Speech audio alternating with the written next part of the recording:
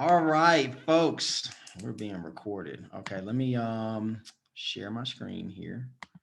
Let's see. Share screen. Okay, Google Chrome.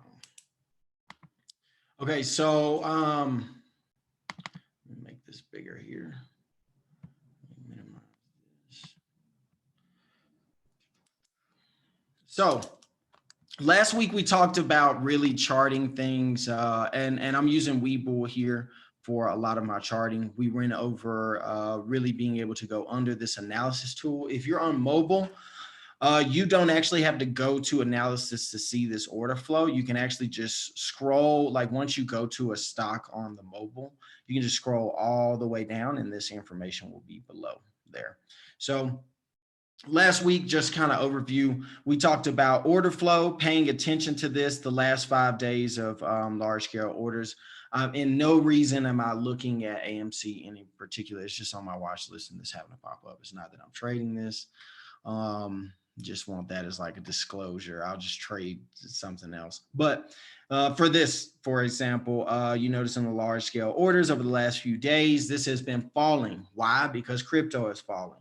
And why are people selling? Because crypto was falling, right? So crypto, Bitcoin specifically went from about $60 all the way down to 29,000. And so with TradingView, I was actually able to use cheat code to kind of see this coming. I use this a lot just simply based off of the fact that it takes the guesswork out of the trade for me. So whenever I saw that we were getting really exhausted in this here price range, right? We had a sell signal here at 57. We came up to 60,000. It threw one of these little indicators out saying that it was being pushed down. We got another sell signal, right? So all around this level, you can see that there's a lot of resistance, right? Sell signal, indicator is being pushed down, another sell signal, indicator, caution candle, sell signal, right? All of these signals are saying, yo, it's going to be hard for Bitcoin to reach over 60,000. Now, the nail in the coffin came when this sell signal popped up and we had an actual put type of entry for Bitcoin, which was interesting because I didn't expect for when it first popped up, it had this fourth price target at about 29,000. And I didn't honestly believe it, but just on this day right here, we actually hit it. And this is why it's important for you all to use candles, okay? Because if you use some bar or something, like I said, it's just going to be a line and you're not going to be able to see this price movement because that line may only stop maybe at where it closed for the day. So you may only see that, oh, it only dropped as low as 36, right? But it actually came down here. And this candle is showing this wick that stops at the bottom. Now, this reversal band is one of the features for cheat code, and this green area or blue area is obviously where you can see that it reverses to the upside. So for the most part, Bitcoin hasn't even ever really come into these ranges until now, right? So if I'm looking to enter something like this, I can use this tool to say, hey, well, I'm comfortable entering below 32,000, right? Because I know that this is a sort of a reversal range, even though it hasn't been here. So I'm asking for an extreme. That's not to say that this is impossible. So I would rather be entries down here than anywhere up here where you have the ability to come back to these types of ranges. But with knowing that sales signal, there are stocks that run along the same trend as Bitcoin and different cryptocurrencies. I actually created a watch list. So on Webull, one of the cool things is you can kind of come in. You can do this on Robinhood and I'm sure any other platforms as well. But just create watch lists that are based on industries or even different sectors or just stocks that move together, whether they're in the same index, right? So there are certain stocks that are in the SPY. So let's talk about ETFs for just a second. So SPY is the ETF for the S&P 500. So you'll find that information right here. And what this is I usually leave it on a day chart because most traders are really coming to look and find these levels on the day chart to see where can we get these support levels. I'll break down these indicators a little later. But for the indexes, I always keep up with these types of things. I even have a watch list for them. So you can come on the indexes, and I jot down different types of whether it's the Nasdaq, whether it's the QQQ, which is made up of tech companies that's going to follow the Nasdaq as well. I follow Jets ETFs that lets me know about the airlines industries. There's an ETF for just about anything. There's even an ETF for vegan stuff, right? So I mean, the list goes on when it comes to ETFs, but I follow like bank, tech, indexes, these types of things, because it lets me know what's going on in the market, right? So just so you can see which index you need to follow or what's in that index, if you pop down here to this menu and you go under analysis, you'll be able to see one same thing, order flow, right? So we can see how people are working with the indexes, because this is important too, because if people are selling ETF indexes, that lets us know that we're in a bear market, right? And that's what we've been dealing with for the last few days. Really just trying to bounce back from this, but we keep getting pulled down. But top holdings is what we want to look at. And this is telling you, right? This is when people are like, well, do you think it's going to go up or do you think it's going to go down? The most important thing you all need to keep up with is these indexes, right? Because this is going to tell me, like, if Apple's falling, Microsoft is falling, and Amazon falling, well, it's going to take the market with it, right? So when you come into Finviz, and we discussed this on the last, I have this where when I come to Finviz, it goes automatically to a screener I preset. But when you come to Finviz, it's going to show you this little heat map, right? And for the last few weeks, this was actually all probably red, but you can see it starting to kind of slowly make its way back through these industries. And when you come in here, this will gauge the market for you right here. If you see a whole lot of red, we need to be looking for opportunities to buy. If you're looking at a whole bunch of new highs, then this is all going to be green, and probably people are just going to be kind of riding that wave or looking for opportunities to exit due to being at highs. But Finviz gives us this information in a heat map form.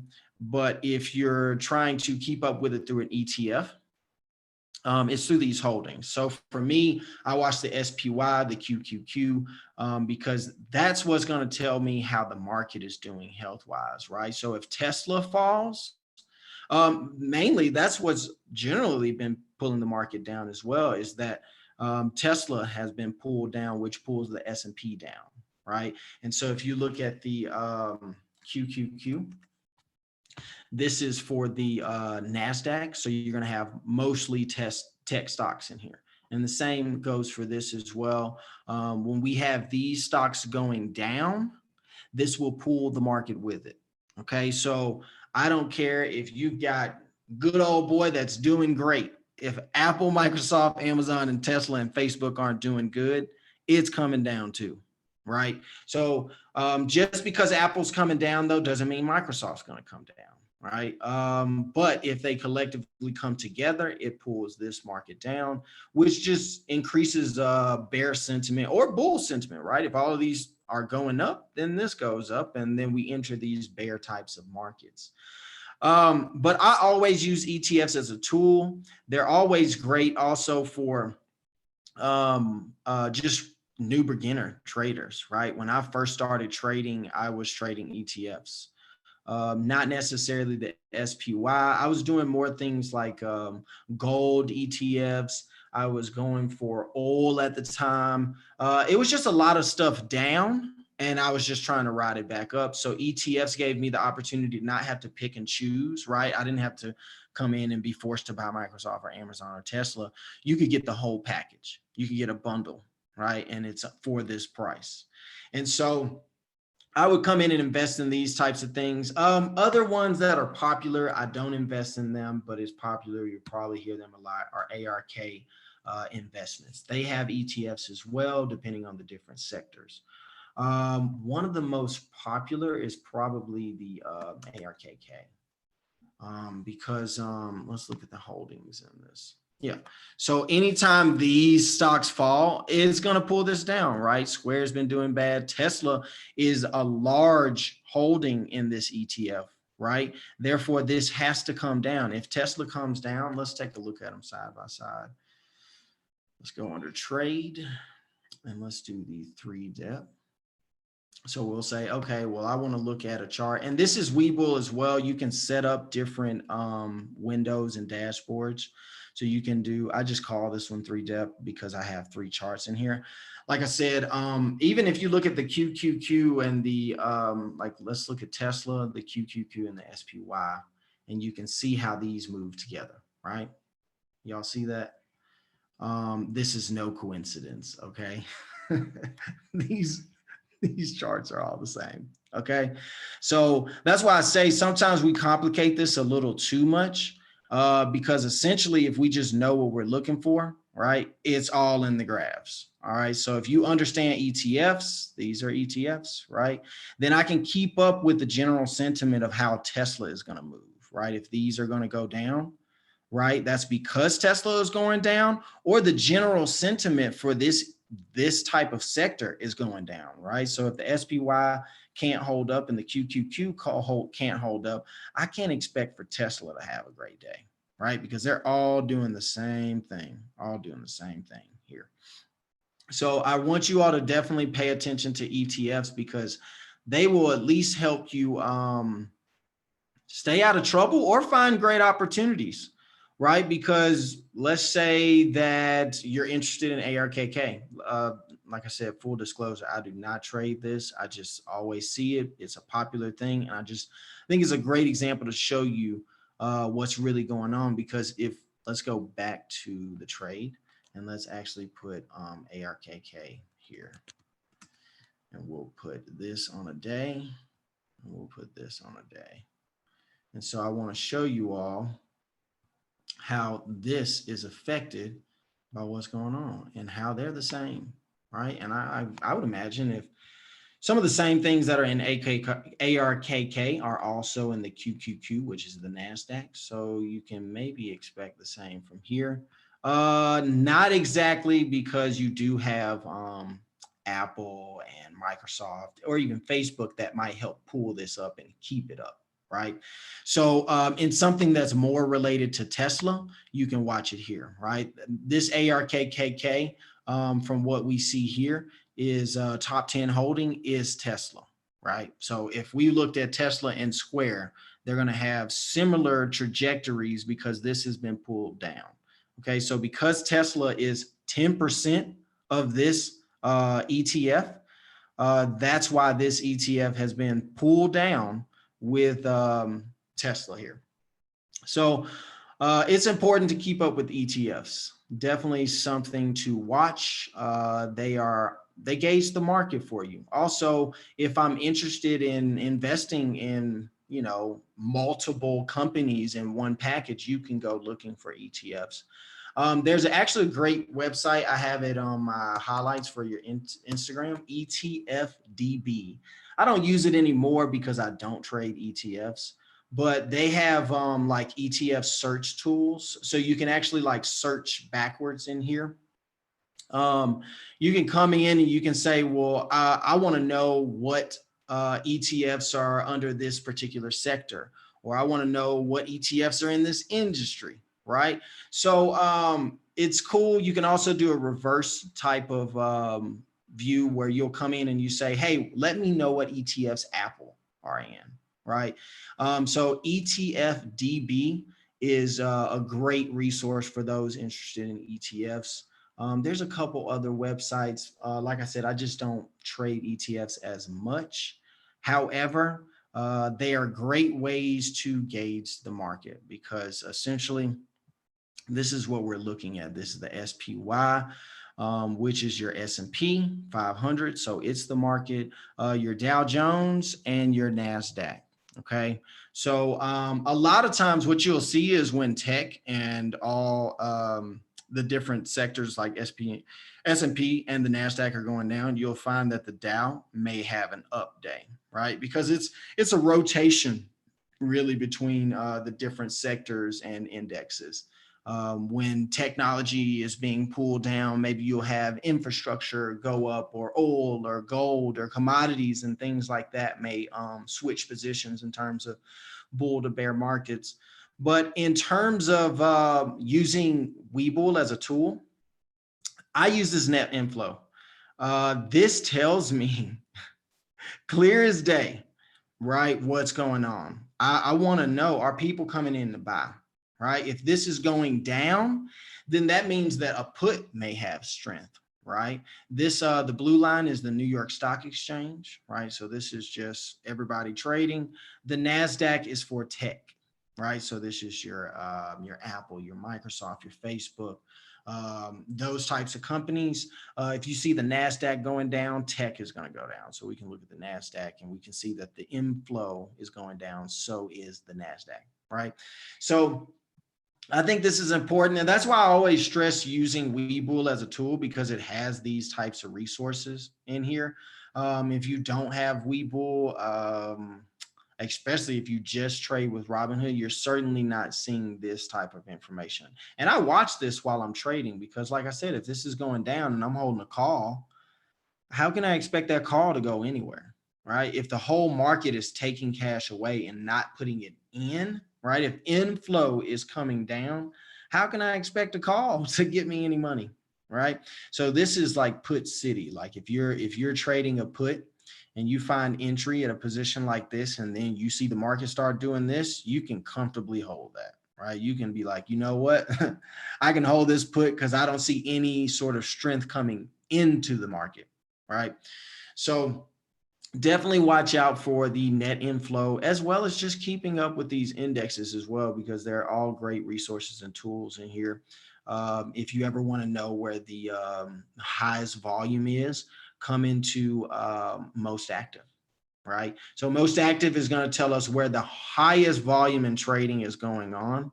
And that doesn't mean that it's a great day, right?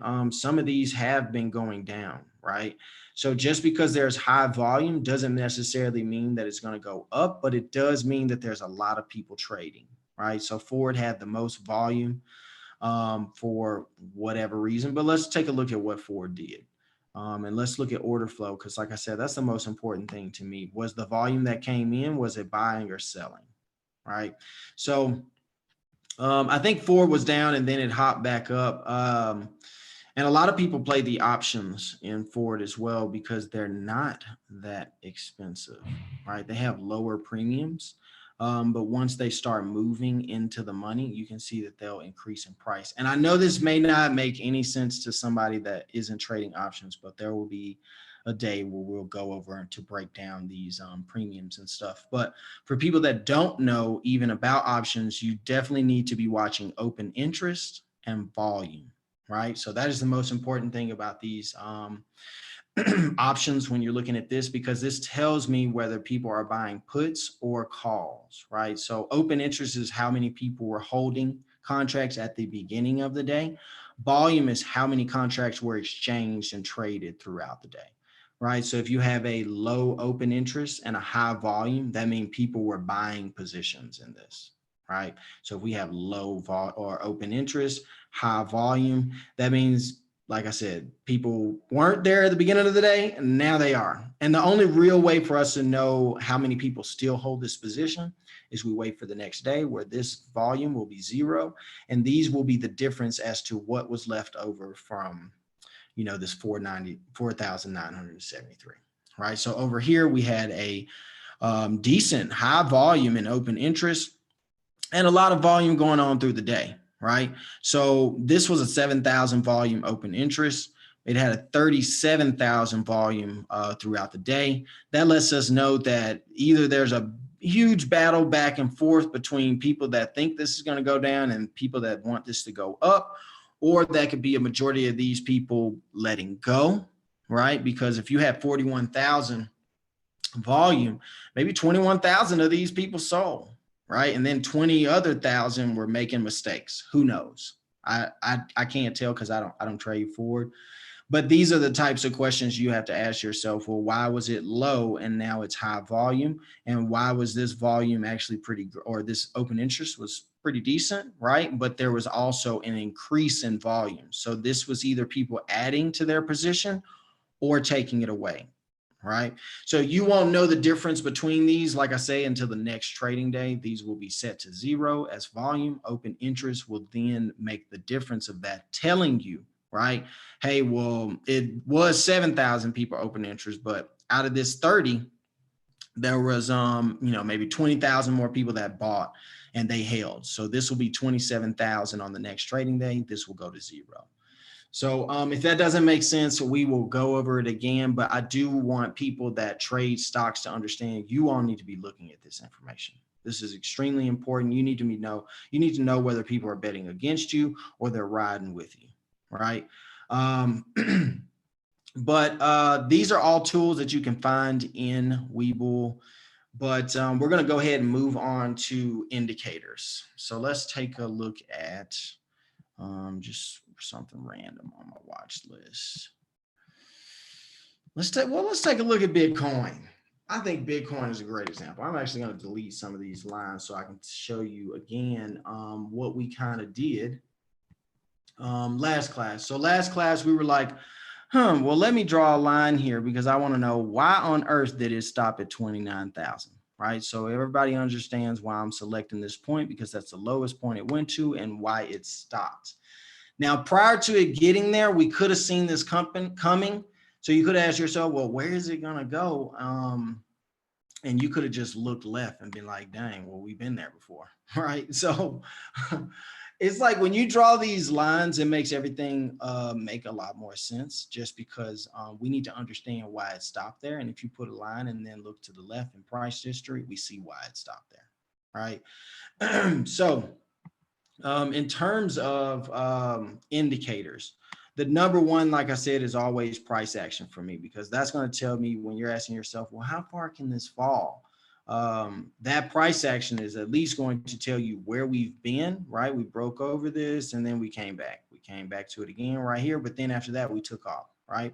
So after we break this level right here, right? If we come back here and I see that even down here, let's do here, because this tip right here, because before we got here, we were here, right? We were doing all this and then we came and stopped here, right? Well, we stopped here because we've been here before. So I would draw a line there, right? And so in one of my sessions, I was telling one of my students, like, look, if Bitcoin doesn't hold this, it's going to fall. Where? I don't know, maybe to where it last had support, right? This isn't support. Okay, this is resistance. This is an area where we had to fight to get over, right? That's why we had this breakout right here. So we had to fight to get over that. So if Bitcoin ever came here, I'm not expecting it to stop here, right? Because that's old resistance, not support. This is support. Okay, this is where we were falling and we got saved. Okay, that means that this is buying pressure. People want this price. Let me even turn on volume because that is crucial.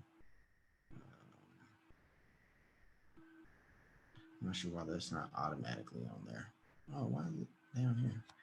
Oh, this is cryptocurrency. So on Webull, you cannot see volume over here. You'll have to go to Trading View and add it. But in Webull, you can't see the volume on the bottom of the chart. But once we chart this, like I said, I'm looking for, once we know that we're at a old level of support right here, right? We came over, we hit this, we're coming back, we hit this right here, we came back again. And at this point, I'm asking myself, if you cannot bounce back here, you will fall to an old support, which is here. That's why we came to this line and why we're back here in this position again, okay? Now, if you didn't do this work, right? You can use different types of indicators, like let's do EMA. So the EMA was the perfect time for me to know, one, we crossed this 100 EMA right here. Okay, once we did that, I knew we were heading at least to this line, right? The 200 EMA. Now, there was no real significance of this 200 EMA other than an old resistance, right? So this 200 EMA, where it intersects there, and we'll draw a line just for the purposes of this intersection, right? So where the 200 EMA line is, if we drop the line right there, look where it is, right? So that's the significance of this, saying that, hey, 200 days ago, we we were actually doing just fine around here, but we're back. And if you cannot hold this, then you have to go down, right? Once you break the 200 EMA and you close over this, you're going down, right? And where you have to go, you need to look left for those. You need to look left for these types of points of support, right? Because we're going to go back there. We're going to go back there undoubtedly, right? So that's how I always try to find points of entry. Now, another few that I have in terms of indicators is the stochastics, the RSI, and the MACD. These are all crucial. Last time I discussed how when sometimes the price will make a new high, however, the MACD will not make a new high. That is showing you that, hey, if we're not making new highs here, we're reaching levels of resistance at the current price, right? Which started to force us down on the MACD, while even though the MACD was going down, notice the price was going sideways, right? But once we had to go sideways for so long, you've got to break this trend, right? And what this break is right here, when this orange line crosses this blue, that's called the death cross. Anytime you see this top line start to curl down, you need to know that, all right, I need to exit here, because boom, next day we're gone. Because like I said, it's just a trading signal. A lot of people don't understand that people are making actions solely based off of these signals, right? So you may think, well, what made Bitcoin, or maybe there was even news, right? But I think news is even tied to these types of indicators, because a lot of times I may see something coming through an indicator, and then on that particular day, maybe Elon Musk tweets something, or the Fed comes out with some type of interest rate or tax correction or whatever it is, and that will affect the market. But a lot of times it was already these indicators knowing that that was coming, because they're pulling this data and giving it to us. So anytime these are high, I definitely don't want to be buying, because at some point they've got to come down, right? So for this stochastics, this orange line here is going to be the price, right? Now this blue line is going to be the momentum, so it moves sharper, right? This price is just coasting. It's just saying we're down, now we're going to go up, right? So stochastics lets me see a spring action of the price, right? So if I'm down here, it's not a bad idea, right? I'm at RSI oversold, MACD's curling upwards. I'm also starting to see this histogram in the middle, where this dark red starts to turn to a pink. That's a good signal, right? So we're at the bottom of this, we're getting good indications from here.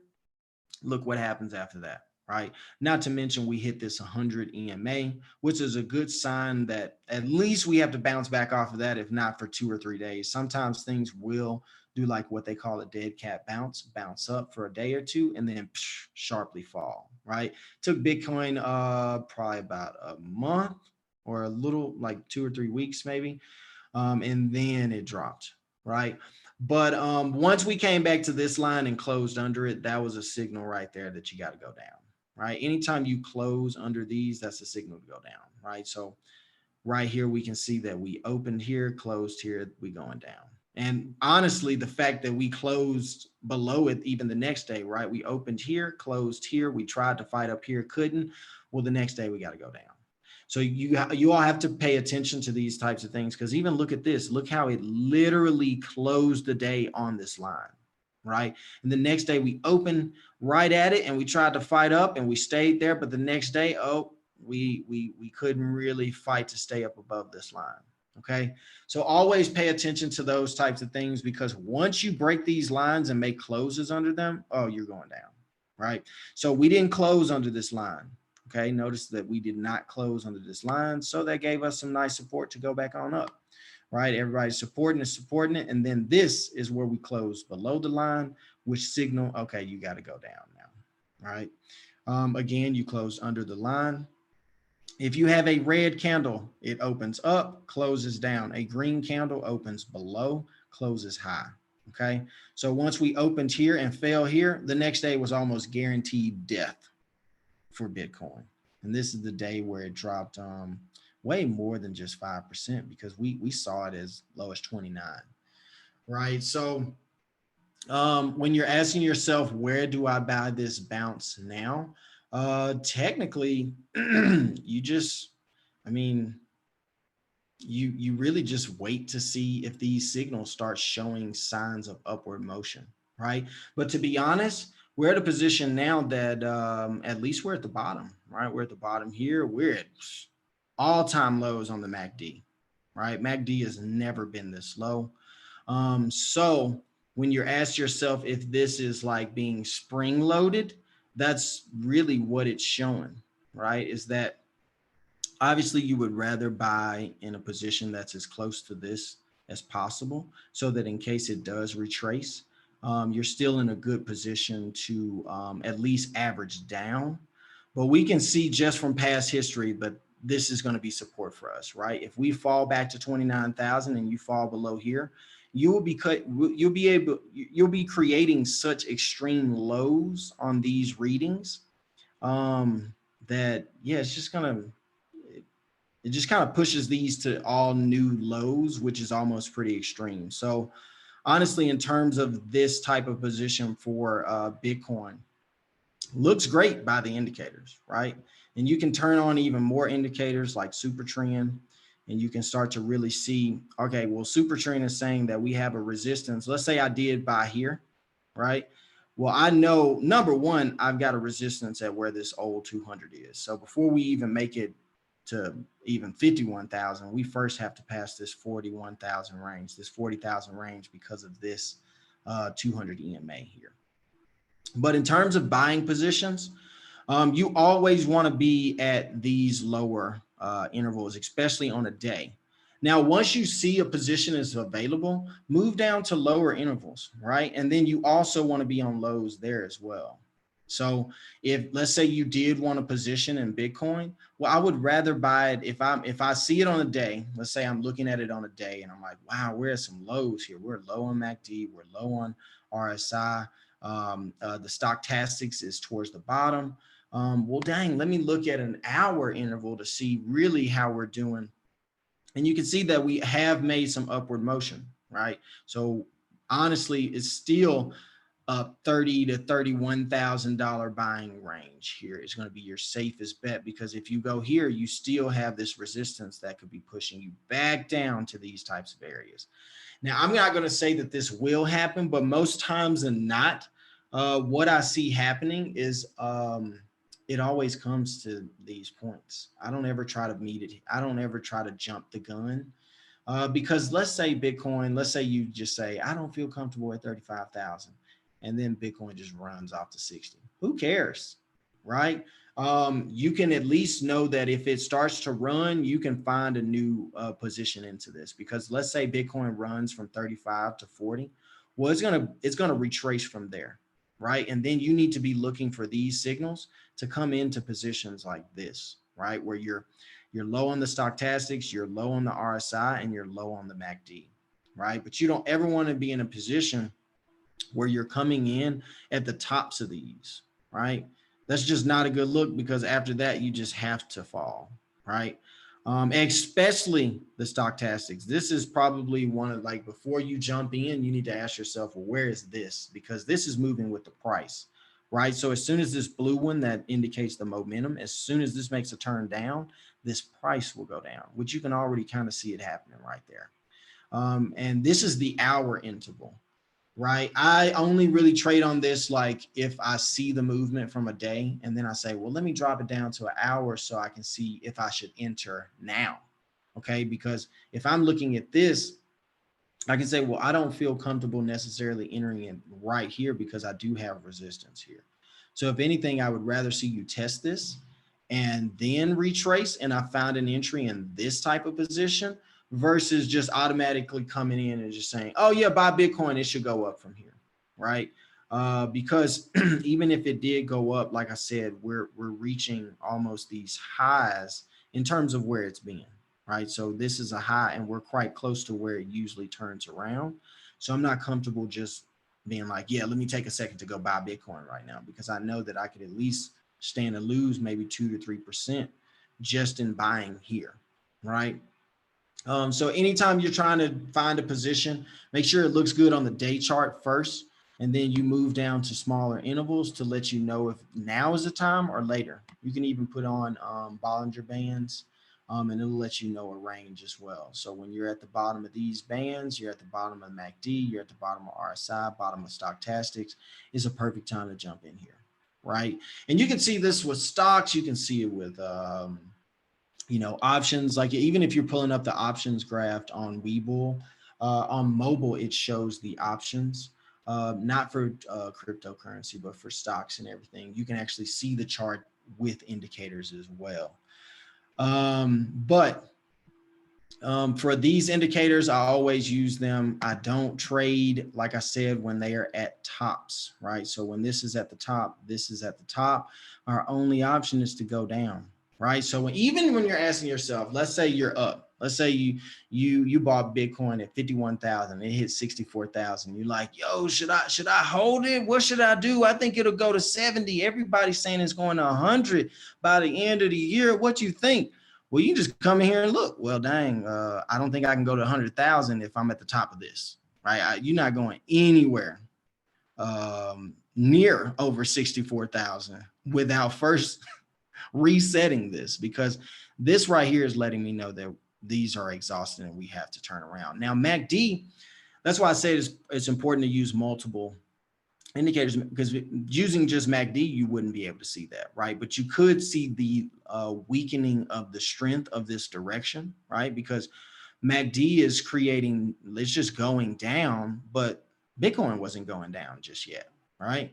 And then once we got this death cross right here, that was the nail in the coffin. That was like the, ooh, you crossed it, and now you're really trying to find it to come back.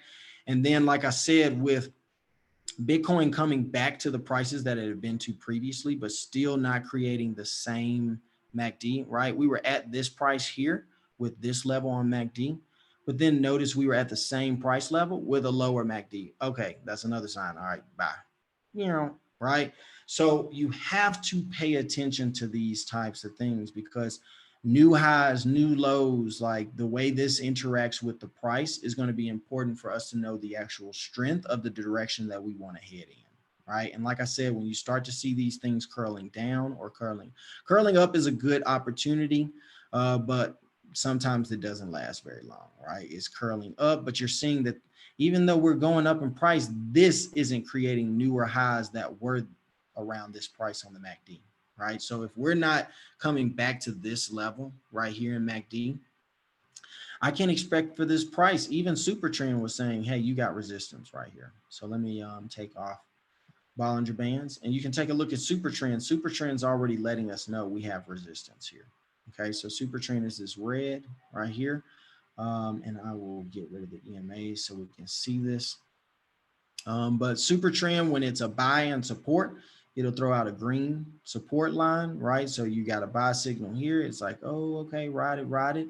Now, obviously from the RSI and the Stochastics, you can see the sell, but most people don't look at these types of things. And that's what's so frustrating is like, people, when Bitcoin hit 60 something thousand, people were like, yeah, I'm gonna hold it. And if they would have just come in here and looked, they could have seen the sign. They could have been like, yo, if we're this high on these, I only have one direction to go.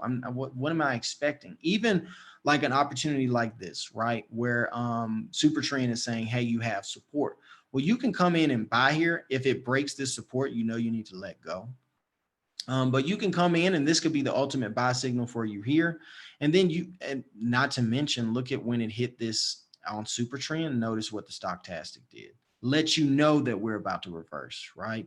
So the Stochastic was hitting the bottom right when it hit this Super Trend. So you could have known, hey, well, this looks like a decent opportunity, right? And you can catch that wave. And if anything, this is how you can scalp, right? You just scalp from here to there, right? And then that'll ride this price from here to there. And if this was a stock, I mean, that type of move would be killer in options, right? But when you get to a point like this, where Bitcoin finally hit that 65,000 range, or what was the high that day? It was 63. So Bitcoin hit 63,800. Notice we are at the top of RSI. We're at the top of Stochastics. We only have one option from here, and it's not going to 100,000. Okay. So, like I said, these are so important to pay attention to because this is going to let you know whether you need to be entering or exiting a trade. I use Bitcoin as an example just because it's pretty popular. Ethereum's the same, right? This is the lowest that it's been in terms of MACD. RSI, Stochastics has reset. Now, now this line here was already here.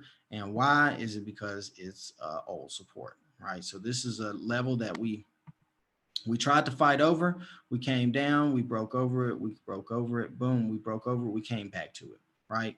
So the reason why we fell back to this line, because we haven't been, I mean, literally we took off from here and then we're just on a rocket to Mars, and nobody thought that like this can't just keep going up, right? So at some point, yep, had to let go. And anybody that bought over 4,000, it was just death to your account pretty much. But if you would have just known these indicators, you could come in and say, well, I'm not comfortable buying here. I'm not comfortable buying here. And I'm certainly not comfortable buying here. Okay. We only have one direction to go, folks, down. Okay. Now I am comfortable buying here. I also wouldn't mind buying here. Why? Because these are the lowest points that RSI has been to, right? Low, low, low. Okay. And we're at that point right now. Right. So if you can see the crosshairs, you can notice that this is as low as we've been on RSI. So these things have to happen in order for these things to truly go where we think they're going to go, right? Because everything just doesn't go up. Even if you look at the SPY, which is the index for the market, right? Everybody's like, well, can't you just hold and it'll just keep going up? Well, yeah, essentially, right? But let's say you bought here and then it fell and you didn't sell. Well, then you had to lose all this money just to gain it back over time, right? But if you can learn to exit in these positions, right, and say, oh, well, if we're going to fall, let it fall, right? Now I can re-enter at a position like this and ride this up, right? But if I get sell signals, I'm taking profits, right? I'm not, this is this is what I didn't know last year trading, is learning how to take profits. I think September was the first rude awakening that I had because I started trading in May, which created like a fallacy for me, right? May, it went up, up, up, up, up. And then come June, we had like a small pullback, but then it just took off again, right? And I was in the whole Apple and Tesla stock split. So I was just riding this wave on up. And by this time, I was thinking to myself, man, I can retire. I think this is what people were like talking about, you know, where you own shares and then like you pass them down to your kids and they own more because you held it for a long time and all that good jazz. And then September came, y'all, and all that money I made, right, came way back down. Because look, this is where I started about middle of May, right? So I'm buying in this area.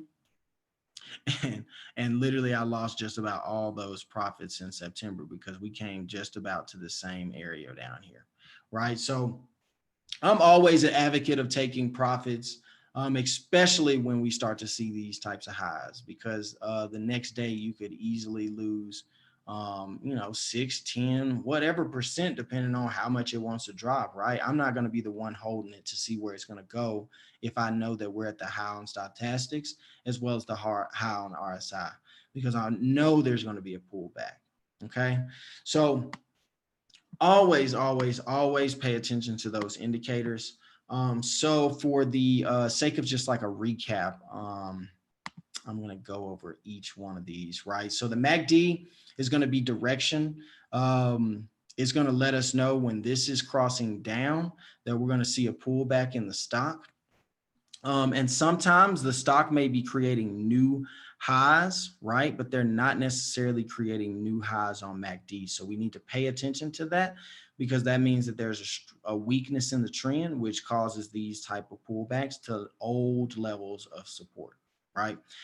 So with RSI, this is the relative strength index. This is telling us the strength of the price. Okay. This is oversold or overbought, excuse me, overbought. This is oversold. Okay. So we want to buy when these things are oversold because there's a chance for it to come back. Right. So anytime we want to buy when these things are lower collectively. Okay, because that's going to give us a better opportunity at catching an upward trend than buying here on hype and FOMO and just lack of patience. And then all of a sudden it turns downward, right? So overbought, oversold areas. With stochastics, like I said, this middle line, this smooth line is just following the price. So this goes down, the price goes down, right? This goes up, the price goes up, okay? This blue line, that is the momentum, okay? So this price dropped here and that momentum said, nope, we're taking this back up, right? So this momentum hit a low right here and it was like, nah, gee, we turn it around. Okay, so this momentum, this blue line slapped back up, sending this into this direction, right? So folks, if you all didn't know a single thing and you all just use these indicators, you could find better positions for entry just based off of these, okay? Because collectively, when they're low, low, low, we have a better opportunity to catch these types of trends, okay? But you always need to be paying attention to where you're going to run into resistance, okay? And that can be found from either super trend, right? Or you can be found from these old levels of resistance, right? Because that's telling us that if I've stopped here before and let's say I bought on these types of signals right here, well, I already know that, well, if I bought at 371, I can't expect for it to crack over 400 right now because we've already been here and we've had a battle there. Now, once it does that, we've got a bullish trend. Okay. Once you see these types of breaks and resistance, it's going. Okay. There is no stutter stepping. That is people feeling more confident that if we have fought here several times, 1, 2, 3, 4, and then we spent 3 days, 4 days in this same range, just saying we ain't giving up, we ain't giving up, we ain't giving up. All right, we gonna ride. Okay. And notice these types of gaps as well. What that means whenever you hear somebody talk about a gap, that means that on this particular day, we opened here, closed here, and between these 2 days in aftermarket and pre-market, the market was so bullish that they were like, oh, we're opening even higher, right? So this opened up for the day, right? So the previous day it had closed at $400. The next day it opened at 403, right? So when you see these gaps, that's all that means is there was a gap in price in after hours. Okay. Now, one thing that is important, these gaps always have to be filled. So essentially, at some point, the S&P is going to have to come down and really prove its price right here, right? This whole 400 range is going to have to come back and test this range because you can't just break out and then all of a sudden open up 403 and then we just supposed to respect it, right? It came back and it tested it. What was the low this day? The low was 404. We tested that range and it came back and tested it here as well at 405, right? So even at these types of positions, when you do these gaps, just know that at some point we're going to be back here, okay? Because if you open up like that, you got to prove that. So that's what happened once we got to this area. We came right back here. Now, if it cannot hold this little 400 range right here, well, we coming back on down, right? And number one, we're going to come mostly back to either this old resistance, which is going to be probably the easiest and safest. So this whole range, right? So if I put a line here, if the market were to fall, it's going to come to this $400 range, right? Because it's definitely got to hold this 405 range to even stay afloat, right? But this is the SPY. Also notice different cycles in the stock market as well. So if we look at, let's see, monthly. So this dip was in January. This dip was in January. You know what I mean? Like a lot of times y'all can just zoom out and see where things get bad, right? The bottom was in January. The bottom was in another January, right? So let's look at the day chart, and I'll show you how on both Marches. So in March of 2020, it dipped, and March of this year, it dipped as well, right? So these things happening around like witching dates or just different cycles of the market, right? If I know the market is going to collapse the last time I was trading in September, well, I'm going to be very cautious about going into the next September, right? Because that's the beginning of a new quarter.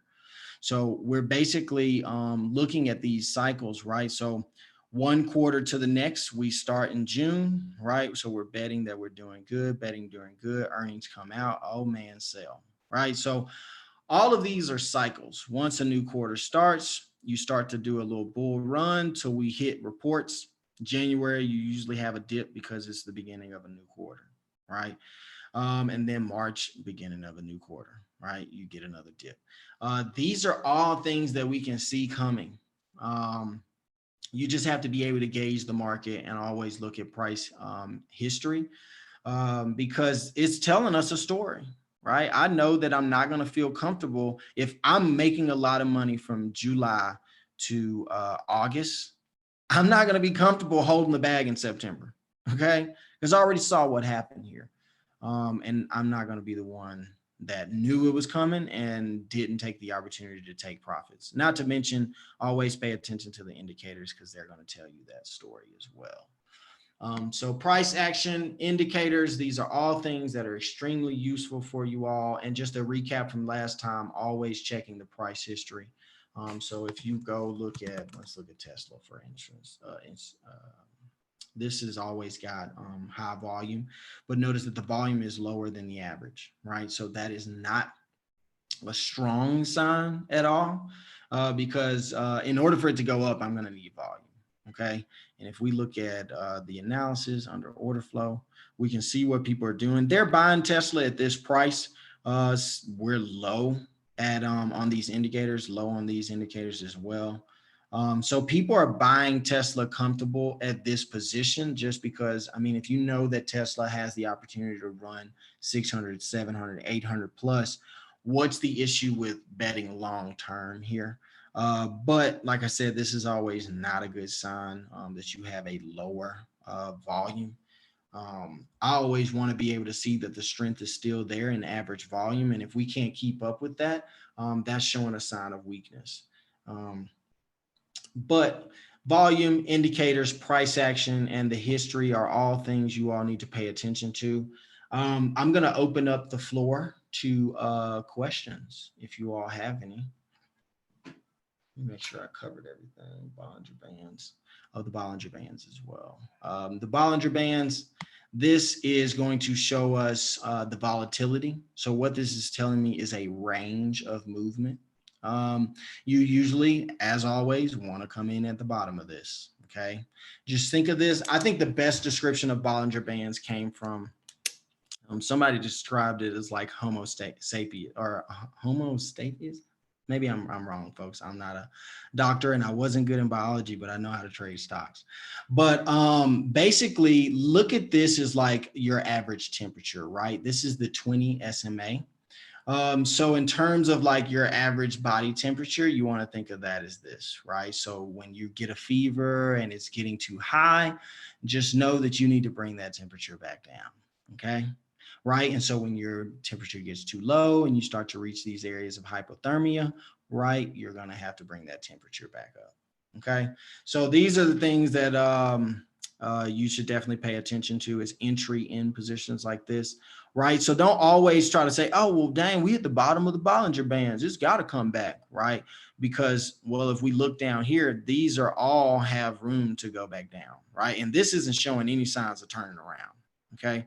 So here, this isn't necessarily the bottom of the Bollinger Bands because if you were to look at it when it actually happened, it probably had this at the bottom, but these are also things you need to look at to say that, well, dang, this has more room to fall. This has more room to fall. Anytime these things are in the middle, just know that there's always room to fall. And I don't ever want to be in a position where there's room to fall, right? So always go over several indicators looking for the bottoms, okay? Bottom, bottom, bottom, bottom.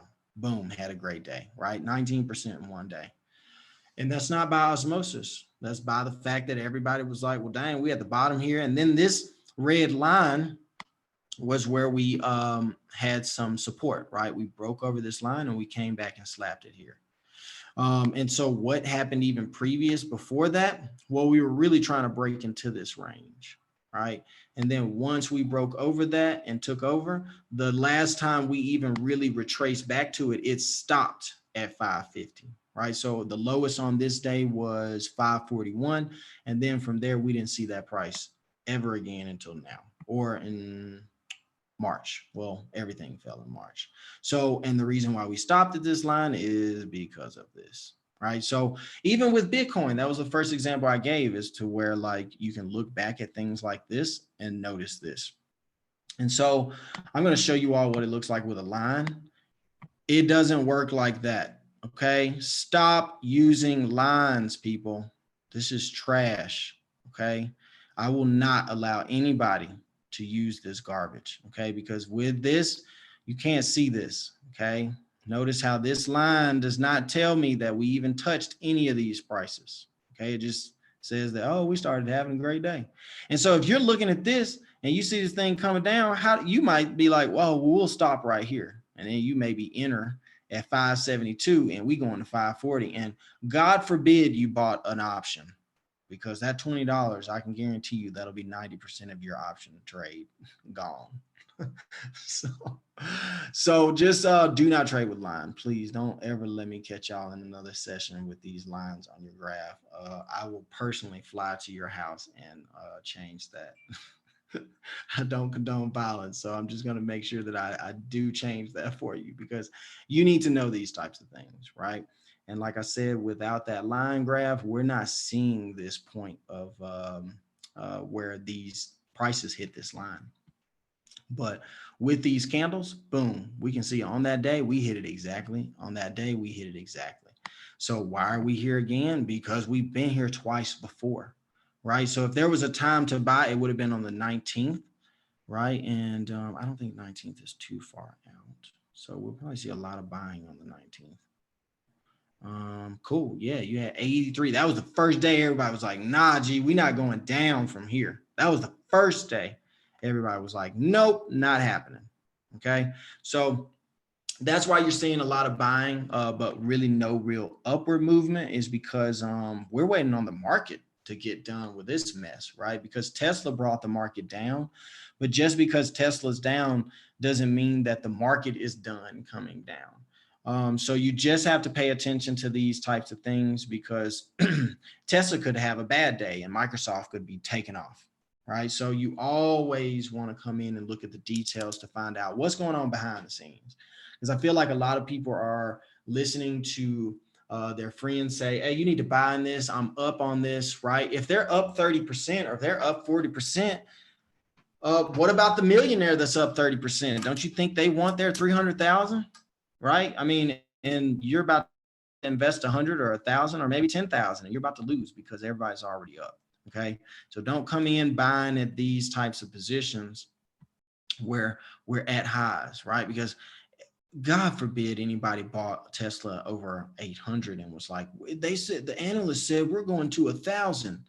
Well, this chart is saying that we got nowhere to go but down from here. Okay. So like I said, the most important takeaway from today is to make sure that when you're coming in and looking at this chart, I don't care if it's on a day, I don't care if it's on an hour interval, don't buy at these highs. Okay. Look what happens.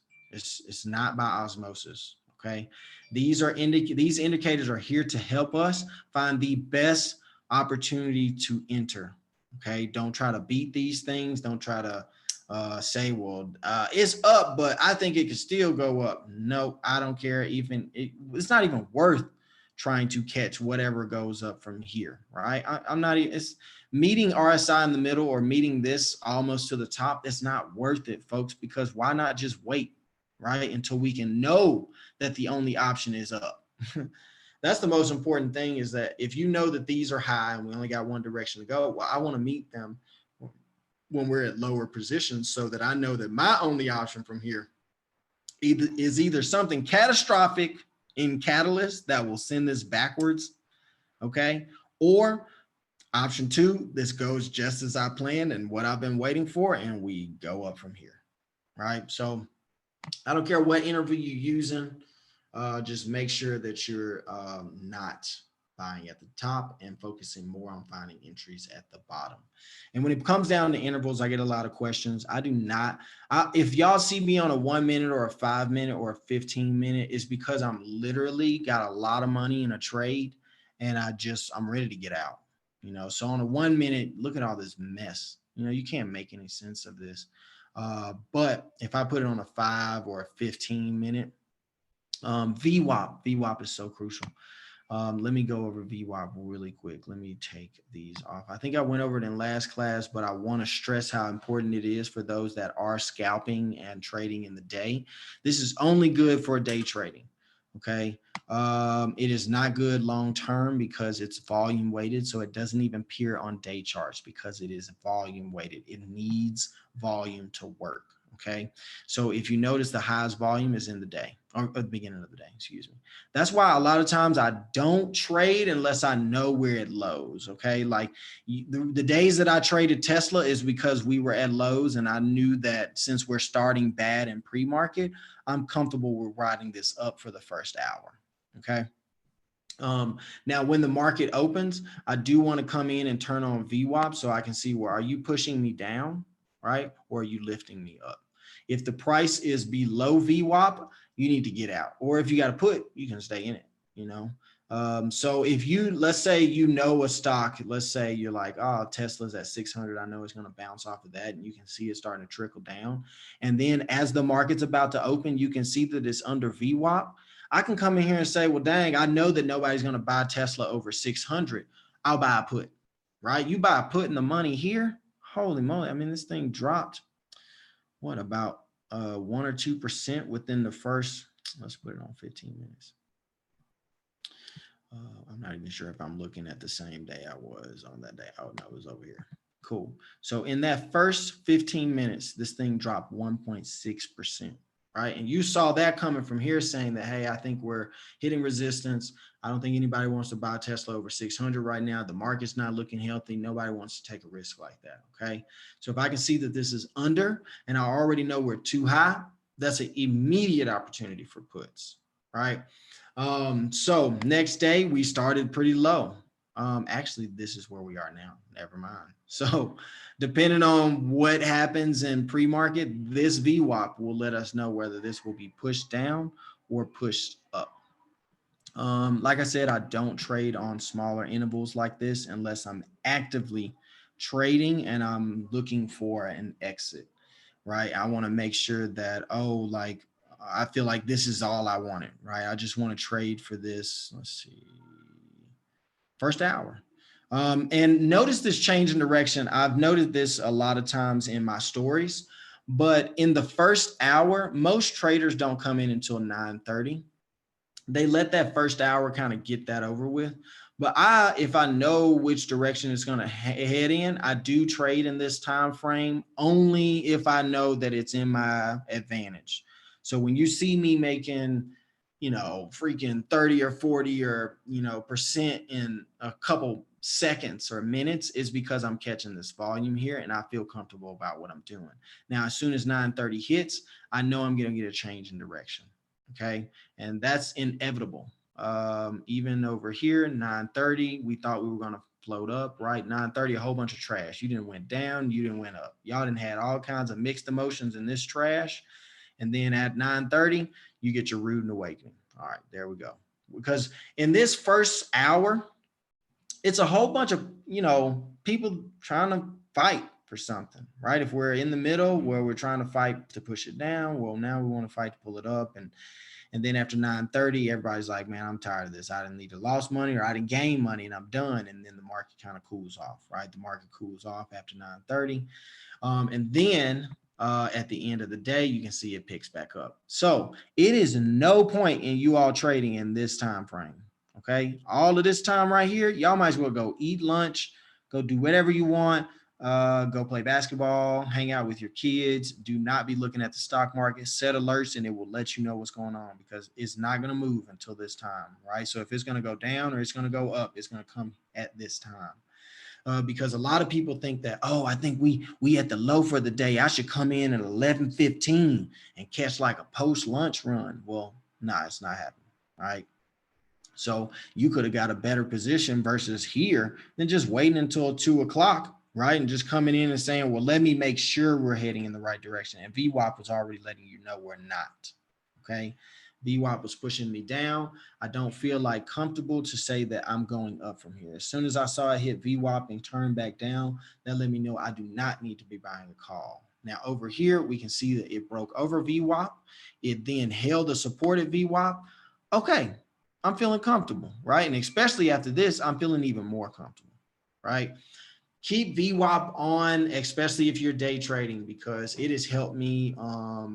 It's prevented me from making bad trades because I'm a call person. I don't really like doing puts because they are limited. There's only so far a stock can fall.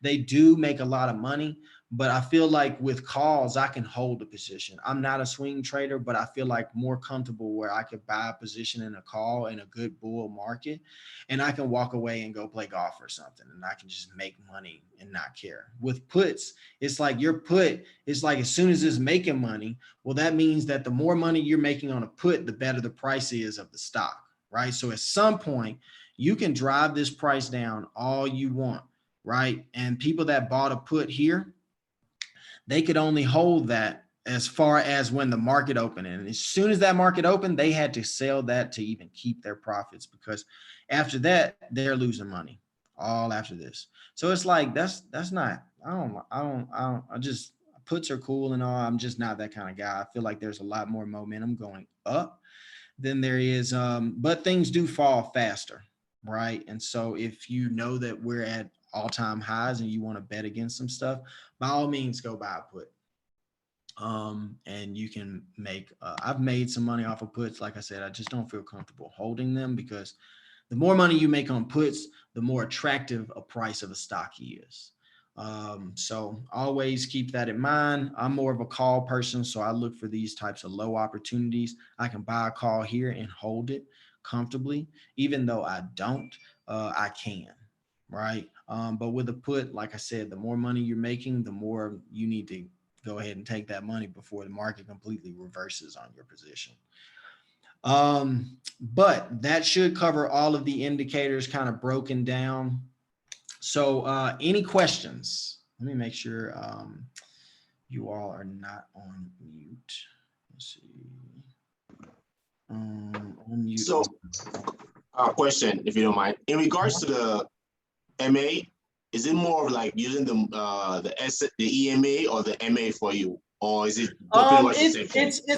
It depends on like your personal preference, right? I use the MAs or the EMAs because I do like trading this 200 reversal right here. So this 200 EMA is extremely popular for reversals, right? If a stock ever comes to the 200 EMA, that is a good buying position, right? We got extremely close here. You can see the volume picked up, right? So we sell until we get to basically pushing us to this 200.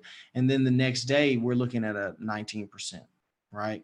And even in this day, we got a little bit of that gain back because we got as low as 539 on this day and bounced off of this. Now, this didn't come to the 200 EMA, and that's why I say don't always become so dependent on indicators, because price action may out leverage whatever you're looking at, right? So in this case, we didn't come to the 200 EMA because in the past, we had actually come to this line before, right? So when you're asking yourself, well, dang, oh my God, where is Tesla going? Is it going to stop? Well, I can look and see, well, when Tesla broke out, where did it take a break? And then everybody was like, nah, G, not here, right? And this is it. So you draw this line here and you wait, right? You could come in and say, all right, I think Tesla's going to bounce back. Don't try to beat it. Don't. Because every other trader is looking at the same thing and they're thinking, man, I'm waiting for this to be oversold and I'm waiting for this to chill out and I'm waiting for this to curl up.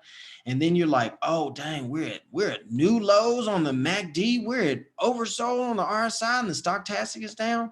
Buy, right? And then why at this price? Because back in the past, we had some support here. So I hope everybody that was down here, I hope they ride with me right here, right? And so you can catch that trend up.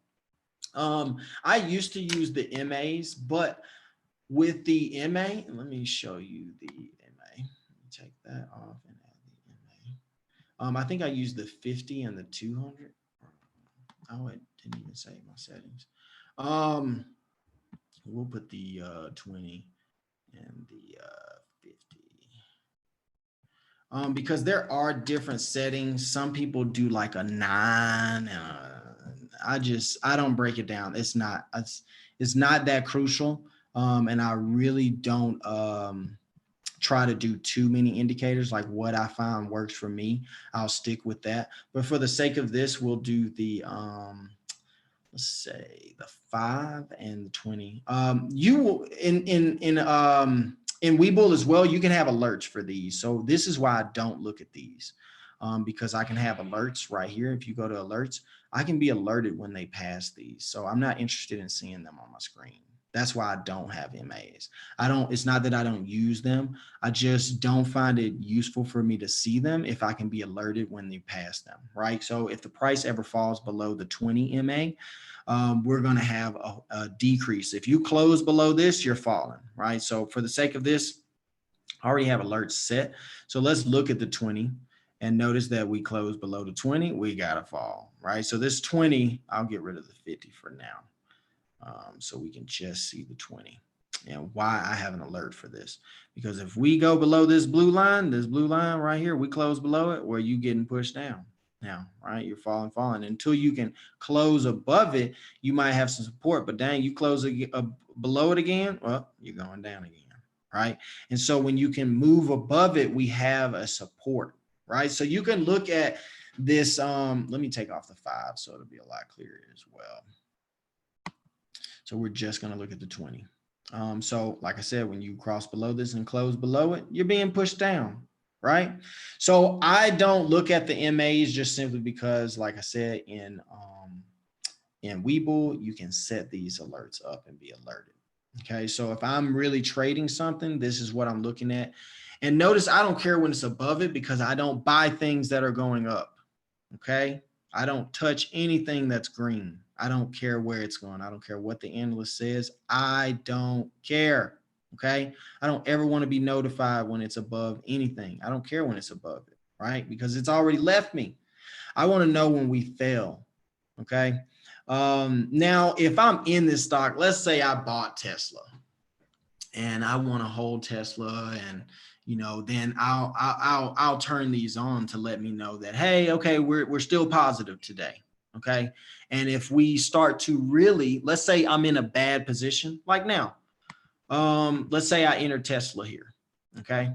And I want to be notified when it crosses the 20 and the 10, because these are opportunities for me to potentially take profits, right? If I can buy down here at 540, let's say I've got a long call option and I buy this for, June or July or somewhere out, then you can set these types of alerts to say, hey, well, let me know when I'm above the 20, which is right here, because that tells me that I've at least got support. And at this type of position, whether I'm holding the stock or playing the option, I know that at least at this point, I'm putting a stop loss here, right? Because I know that if we can make it over the 20, like here previously, right? So let's say I bought here because this showed me that the momentum was changing in this direction, and we were pretty decently low right here. And I felt like, I think Tesla could make a bounce, right? So I bought here.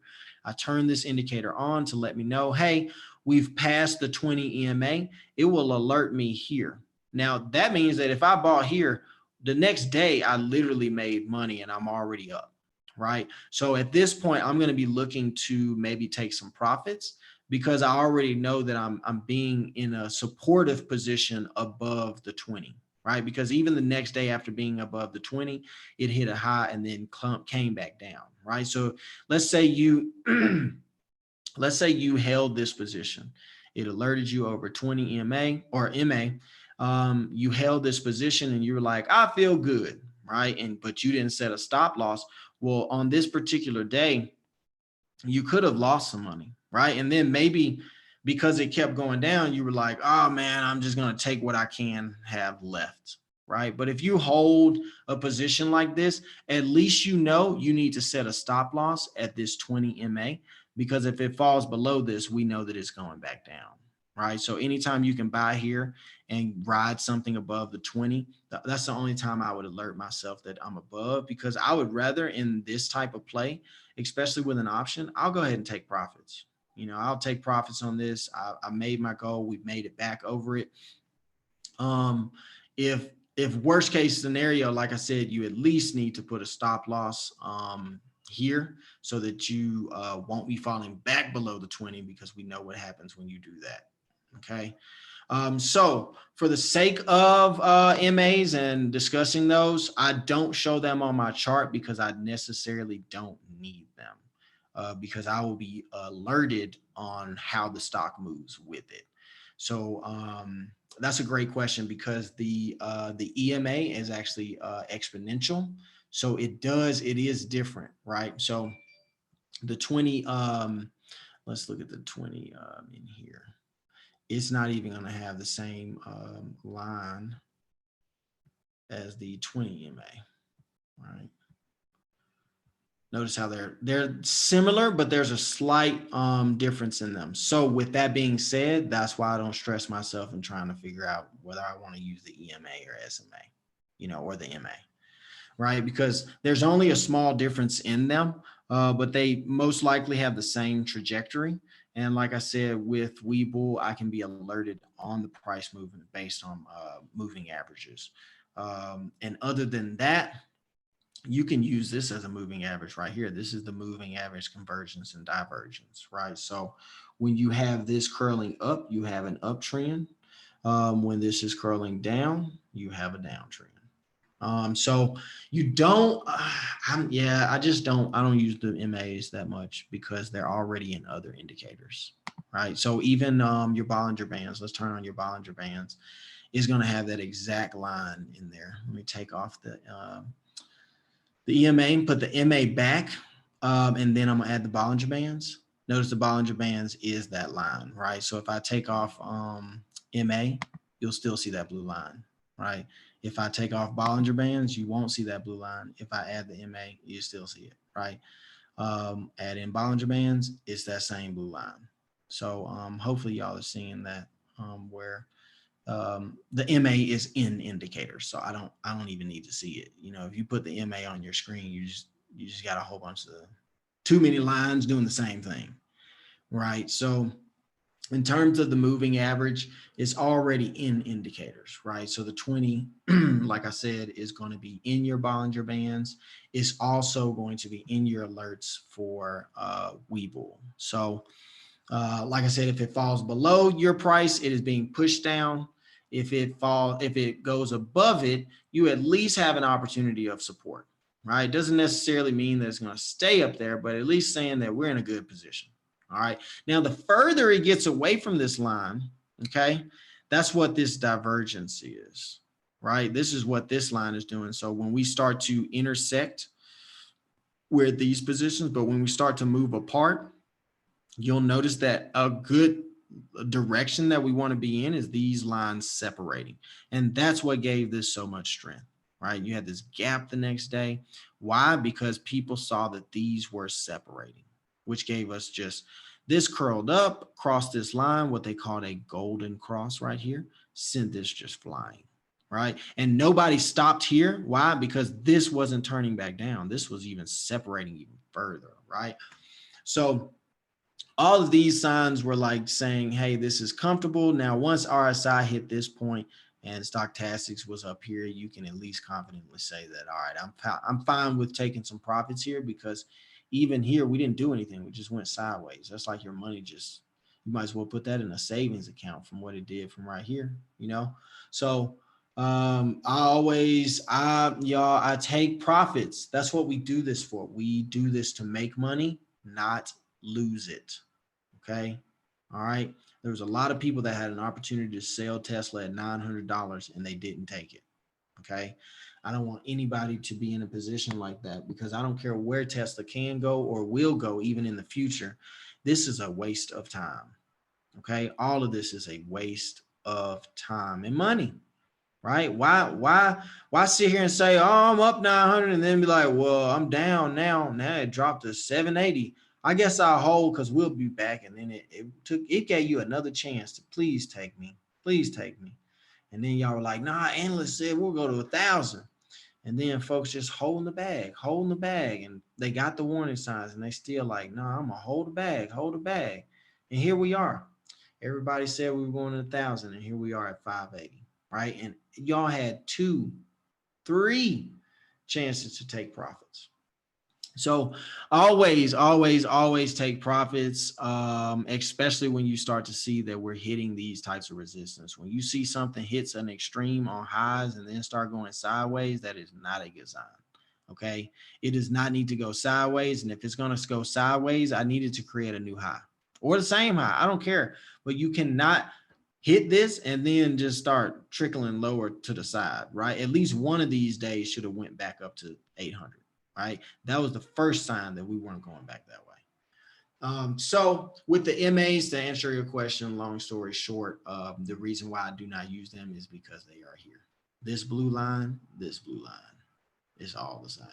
Even this orange line in here, all the same. Okay. So I use EMAs because it's one of those things where, like, if other people are using it, I'm gonna do it, right? Because I feel like there was a time where I was trying to use too many indicators, and what was happening was that I was getting lost in a whole bunch of sauce, right? And what I noticed from like Twitter accounts that I would follow, or even like alert type systems, I would notice that they would send alerts for MACD, crossing, or the something fell below the 20 MA, or hey, these particular stocks are at the 200 EMA. Like look at Finviz, right? So when I go to Finviz, and I think a lot of people took these inputs and tried to use them.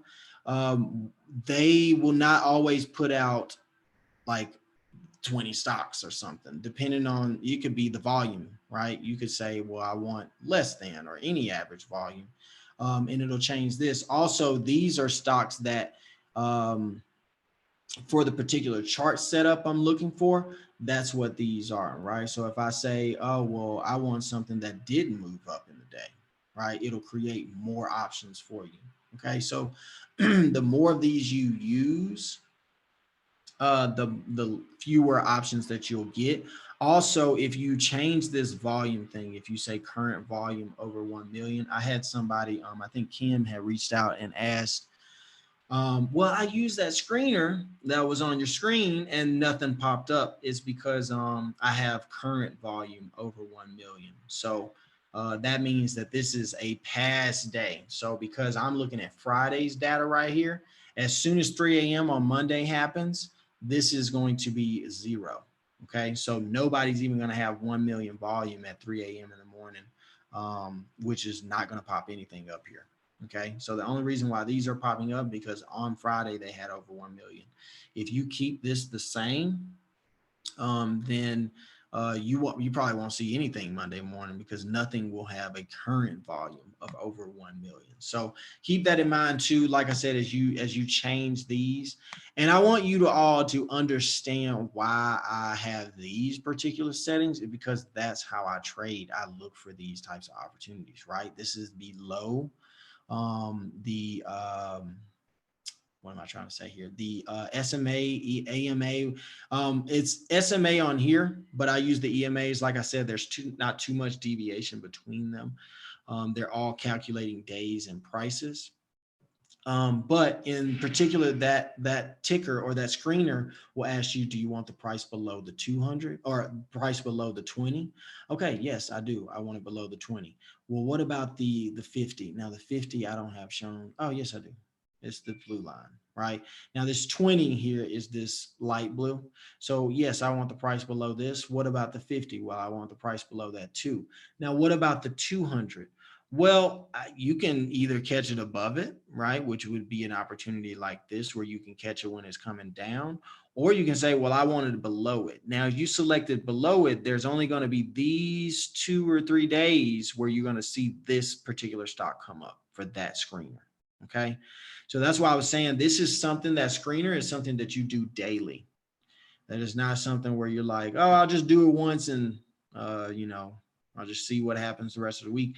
No, it changes and updates daily. Like, you know, this day might have not been the Tesla I wanted, but then it was like, hey, Tesla is now below the 200 moving average. And I think you might be interested, right? So, and that was on the 19th that I would have gotten a signal from the screener to let me know that this is an opportunity for you here because you're below the 20, the 50, and the 200. Okay. And that's what I put in here. I want it below the 20, I want it below the 50, and I want it below the 200. Or what is this one's above, right? So, like I said, when you're above, that means that you can be catching the trend heading down. So, for example, I'll use Mara. So it's saying that it's below the 20, below the 50, and it's above the 200. But what's most important to me is oversold. Like I said, I want positions that are at the bottom. So let's take a look at Mara. And this is just for educational purposes. I'm not, you know, I might trade this or whatever, but it depends on how crypto does. You have to pay attention to that in order to trade this. So I'm not recommending this. I'm just only showing you because it popped up on my screener. Now, why did it pop on my screener? Because we're here, right? And if anything, we're here. Okay. These are the types of desperate zones I want. And look how tight this is, y'all. This has literally been fighting at this 200. Okay. Like I said, this is not osmosis. This isn't by chance. This is fact from these indicators. Okay. We opened here, closed here. The next day we fought around this 200. Open here, closed here. Next day we came right back, tried to fight and keep it. Open, close. Next day we open right back on that line, right? This is no coincidence. Okay. This is some major support. If you fall from here, well, you got to go to the next line, right? Which is here at 15. So if it falls from here, we going to $16, right? And that's just based off of this. Okay. So that's how I kind of come in and spot these types of opportunities. But and even your Bollinger Bands here, notice your Bollinger Bands, the lower band is the deviation of the top and the lower band are deviation from the middle, which is the 20 MA, this line.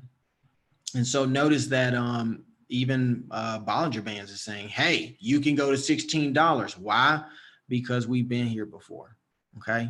So that's saying that if you want some support, it's going to have to find you here, right? If you can't hold this, well, we're coming here.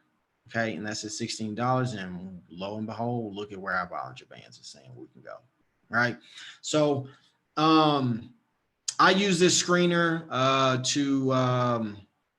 to just find these types of positions. You can use anything, and it doesn't even have to be a profitable company, right? Like profit per earnings. If it's over 0, that obviously means that it's a profitable company, right? This you're making money, but some companies, they don't have to be profitable. Their PE could be negative and they could still be a great company, right? It's just by whatever fundamental setup that they have, whether they're carrying a lot of debt or maybe they took a loss because of the pandemic, whatever it is, or maybe they spend so much money on, like if you're a space type company, obviously you're not making a lot of revenue right now. However, you have a lot of potential to do that, but you're spending so much money on research and development. So you're not necessarily profiting, but people are expecting that because you can take us to whatever planet or get a satellite to wherever and get a picture of whatever, that you're potentially profitable. So this is not necessary. I just have it there because I don't know. I saw it in a video one time and it helped me learn about price per earnings. And so I just put this in here just because, yeah. If a company's profitable, obviously it's a good company, but it doesn't always have to be this. You can put that on any, and it will show you, well, look at Riot. Riot's not profitable, but it trades with Mara, right? So you could miss out on opportunity like Riot just because it's not a profitable company, but essentially they trade the same, right? If you look at their graphs, they're both the same. Okay, so they move together just like crypto. So and let's see, did Disney pop up on profitable? Let's see if Disney stays here. So yeah, it took Disney off, and we all know Disney getting money, you know. So, but it was the pandemic that hit them, right? So that's why I say don't focus too much on what I have. Make sure you all are understanding why I chose these things and why I'm trading the way I trade, right? Like Disney is by fundamentals, not, and that's why I'm a technical trader. I'm not a fundamental trader. Okay, I don't care what the balance sheet looks like. I'm trading off of volume and options, right? Because I don't care. I don't care how the company does in 5 or 10 years. I want to know what's going to happen in the last 5 minutes of volume, right? Are people buying this stuff now, or are they selling it now? So don't you can get caught up in fundamentals. I don't.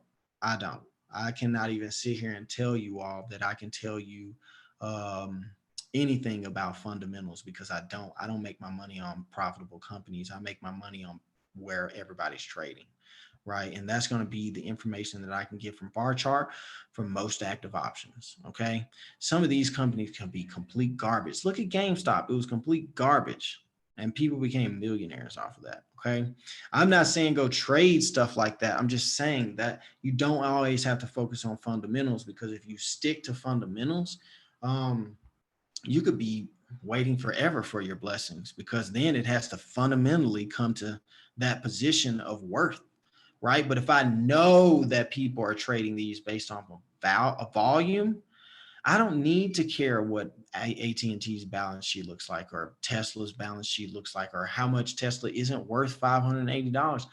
Fundamentally sound does not work for me. Okay, I want to know where is the volume. Okay, so if you're looking for fundamental education, I'm not your guy, because I'm not in this like how your granddad trades. I'm in this to say that, all right, Ford going up today. Well, cool. We gonna trade Ford today. I'm not even invested in Ford, but if everybody over here trading options in Ford and we got a low put call ratio, cool. Well, I'll buy a call on that. Obviously, probably not now, but if when Ford was $10 and it dropped down there and I saw that this put call ratio was low, you can come in and make those types of decisions. But as far as a fundamental trader, I do not do that. I focus on price action and volume. Okay. And the indicators that represent these things and where I want them to be in correlation and relevance to those, right? So RSI, I want it to be in oversold positions, right? So I want to be looking for stocks that are here. That's why I have these settings. So you can have whatever settings you want. You can say, I want the price to be below it. And these are stocks that are in desperate need, right? Tesla, Baba, DraftKings. These are things that have fallen way below their means, right? So that's how I find these stocks. So I want you all to really understand screeners. I'll go over this a lot more one day. I feel like that kind of covered it a little bit, but I'll go more in depth. But you don't need to pay any sort of subscription to to get trade alerts. In terms of like people that are charging thousands of dollars to just click a couple screeners and just be like, oh, okay, cool, Baba fell too far, well, let's go check it out, right? So these are ways that I kind of find what to trade. You can change it by charts. Your list will probably be on what is an overview, so it'll have a list like this. So all of these, and notice Square earlier was in the ETF we were looking at. So if you go back to the beginning of this, notice that Tesla and Square were both in ARKK, as well as in the indexes.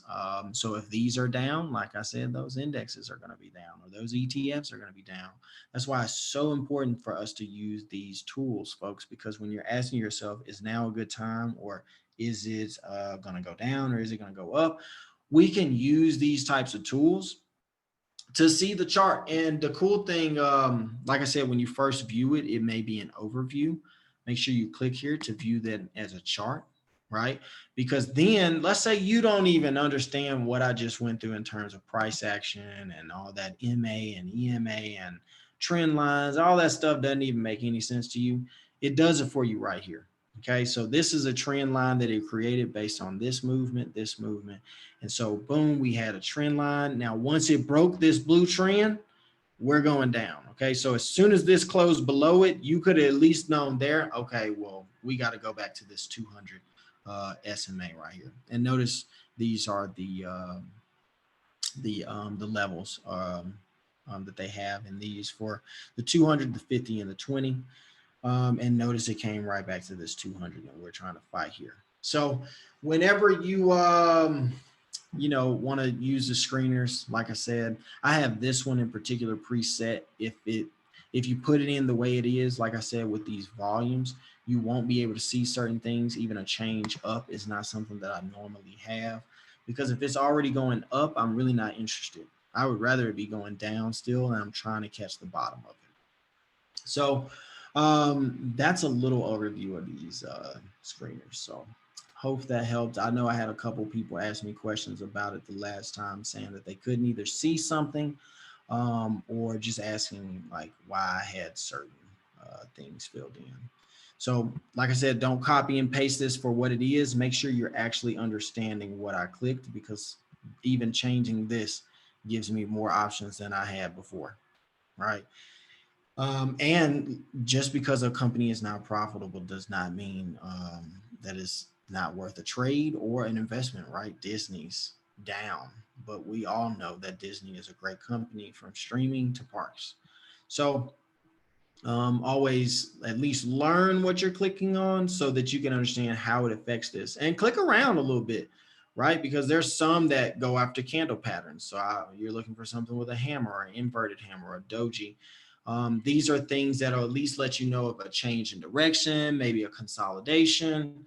There's so much information in just understanding how these change the output of what you can see on these charts. Because once you even, let's say you did great on a trade, find out what made you want to make that trade. Let's say it was because the price was near the SMA 200.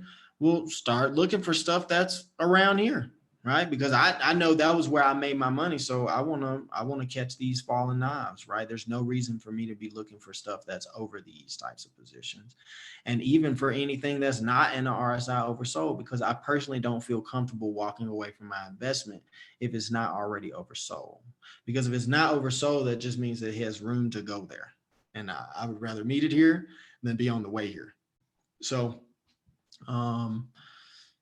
yeah, that's it on screeners, at least for now. I do want to kind of dive deeper in this, breaking down these a little more and just showing how I can kind of find trades in here, as well as using these different tools.